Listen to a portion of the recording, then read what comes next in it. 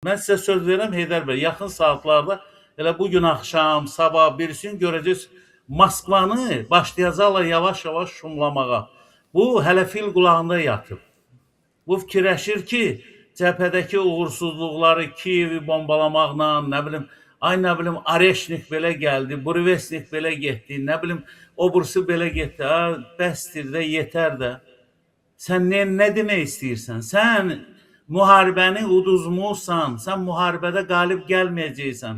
Sənə bu dünya imkan verməyəcək ki, sən bu vəhşiliyi sona çatdırasan. Amma bombalayır. Amma yenə də öz həyasızlığını davam etdirir.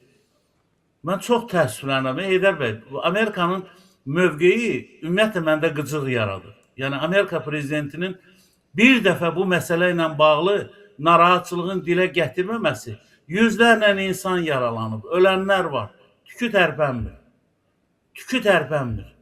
Amma bir balaca Rusiyaya tərəf zərbə olan kimi başlayırlar ki, Ukrayna düz eləmir. Sən demə, bu dünyanın doğrudan da, valla, üzr istəyirəm ifadəmə görə, mən bu həftənin əvvəlində bu cümləni işlətmək istəməzdim.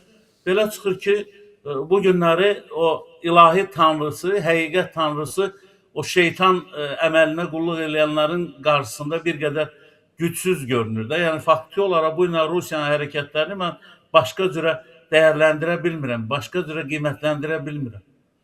Döyüş meydanı harda qalıb?